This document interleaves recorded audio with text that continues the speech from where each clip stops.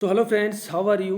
तो देखिए, जैसा कि आपको पता है कि हम ईडियम एंड फ्रेजेस के क्वेश्चन देख रहे हैं जो अपकमिंग जितने भी एग्जाम हैं उन सब के लिए इम्पोर्टेंट्स हैं। तो जैसे कि आप देख पा रहे हैं कि ये क्वेश्चन है वो एसएससी सीपीओ के अंदर आया हुआ है 2023 के अंदर। तो ये सारे मोस्ट इंपॉर्टेंट क्वेश्चन हैं जो आपको अपकमिंग एग्जाम्स में देखने को मिलेंगे। तो 36 तक के क्वेश्चन हम देख चुके हैं प्रीवियस वीडियो में। अगर आप चाहो तो वो देख सकते हो उसी चैनल पर जाकर के। 37 से आगे आज हम बात करेंगे। तो हमारा जो अगला इडियम है वो है keep count of. Keep count of का मतलब होता है कि अता पता रखना, किसी चीज़ का अता पता रखना, यानी किसी चीज़ को क्या रखना, रिमेंबर रखना। ठीक है, तो इसका जो आंसर होगा वो सी ऑप्शन हो जाएगा, टू रिमेंबर ए टोटल, यानी टोटल जो रिमेंबर है उसको याद रखना। ठीक है फ्रेंड्स, तो इसका जो आंसर होगा वो सी ऑप्शन हो जाएगा। तो देखिए फ्रेंड्स, अगला जो हमारा क्वेश्चन है वो है ग्रास्पिंग एट स्ट्रोज। इसका मतलब है ग्रास्पिंग एट स्ट्रोज का मतलब होता है तिनका का सहारा लेना, यानी तिनकों का सहारा लेना या फिर आखिरी जो उम्मीद होती है उसको पकड़ना। ठीक है, यानी कोई व्यक्ति है उसने सब कुछ ट्राई कर लिया लेकिन उसको सफलता नहीं मिली, लास्ट में उसको कुछ छोटी सी उम्मीद दिखी, उसने उसी को पकड़ के उस रास्ते पर चला। तो मन मीन्स क्या होता है, तिनके का सहारा लेना, आखिरी उम्मीद पकड़ लेना।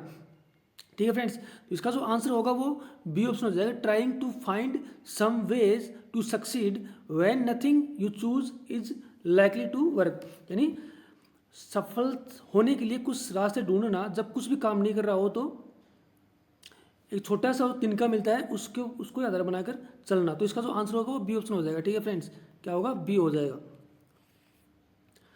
तो देखिए फ्रेंड्स, अगला जो हमारा क्वेश्चन है वो है you can not throw dust in to my ease.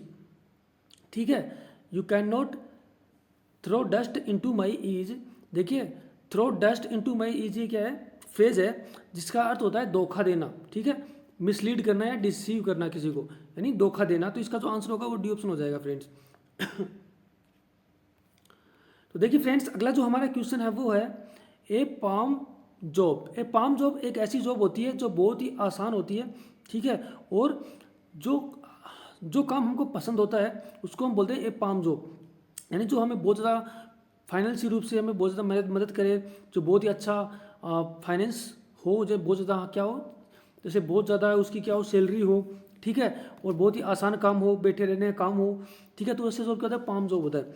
तो an easy and A pleasant job इसका क्या हो जाएगा, आंसर हो जाएगा। तो डी ऑप्शन क्या होगा, इसका आंसर होगा। ठीक है फ्रेंड्स, तो देखिए फ्रेंड्स, अगला जो हमारा क्वेश्चन है वो है select the most appropriate idiom that can substitute the underline segment in the given sentence.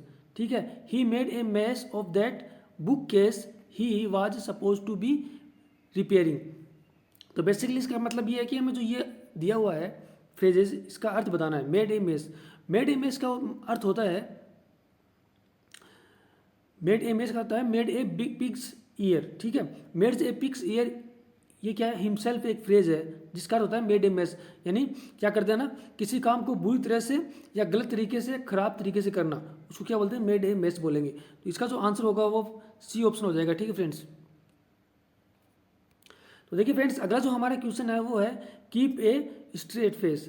Keep a straight face means क्या होता है, गंभीर होना, गंभीर होना या गंभीर रहना। ठीक है, तो इसका जो आंसर होगा वो क्या हो जाएगा, नोट लाफ, बी ऑप्शन हो जाएगा, नोट लाफ और change your expression even though you want to laugh. यानी आप खुश होने की, यानी हंसने की कोशिश कर रहे हो, फिर भी आप अपने एक्सप्रेशन आगे चेंज नहीं कर पा रहे हो, मीन्स कि आपके वो गंभीर हो बहुत ज़्यादा किसी चीज़ को लेकर। तो इसका जो आंसर होगा बी ऑप्शन हो जाएगा फ्रेंड्स। तो देखिए फ्रेंड्स, अगला जो हमारा क्वेश्चन है वो है face the music. Face the music means होता है कि कोई अपने आपने आपने कुछ काम किया है, कोई किसी पर अत्याचार किया है, कुछ बुरा काम किया है, तो उसका क्या करना पड़ेगा, आपको फेस द म्यूजिक करना पड़ेगा, आपको उसका परिणाम भुगतना पड़ेगा, आपको उसकी पनिशमेंट झेलनी पड़ेगी। ठीक है, तो इसका जो आंसर होगा वो डी ऑप्शन हो जाएगा, to accept punishment for some mistake which you have done. यानी आपको पनिशमेंट है वो स्वीकार करनी पड़ेगी, किसके लिए, मिस्टेक जो आपने की है आपने। ठीक है, तो इसका जो आंसर होगा वो डी ऑप्शन हो जाएगा। तो देखिए फ्रेंड्स, अगला जो हमारा क्वेश्चन है वो है Ram could not go to Delhi for vacation since he was banking on his arrears of pay which he did not get in time. तो बैंकिंग ऑन या बैंक ऑन एक क्या होती है, फ्रेज होती है जिसका मतलब होता है किसी पर निर्भर रहना, रिलाई करना किसी के ऊपर, ठीक है। तो इसका जो आंसर होगा वो सी ऑप्शन हो जाएगा, रिलाइंग ऑन समथिंग। तो देखिए फ्रेंड्स, अगला जो हमारा क्वेश्चन है वो है select the most appropriate idiomatic expression to fill in the blanks our directors book a meeting and asked us to express our views on of the way of HR policy, ठीक है। तो देखिए director ने क्या किया, एक meeting बुलाई और उसने एचआर से पूछा कि जो एक एचआर पॉलिसी उन्होंने लाए हैं उसके उन्हें क्या बताना है, प्रोज एंड कॉन्स बताना है। प्रोज एंड कॉन्स मीन्स होता है पक्ष और विपक्ष, क्या उसकी एडवांटेज है, क्या उसकी डिसएडवांटेज है। तो इसका जो आंसर होगा वो ए ऑप्शन हो जाएगा, ठीक है फ्रेंड्स। देखिए फ्रेंड्स, अगला जो हमारा क्वेश्चन है वो है right now my hands are full. My hands are full means होता है कि वो बहुत ज़्यादा व्यस्त है, बिजी है किसी काम में। तो इसका जो आंसर होगा वो सी ऑप्शन हो जाएगा, आई एम इन बिजी। तो देखिए फ्रेंड्स, अगला जो हमारा क्वेश्चन है वो है बॉयल दी ओशिन।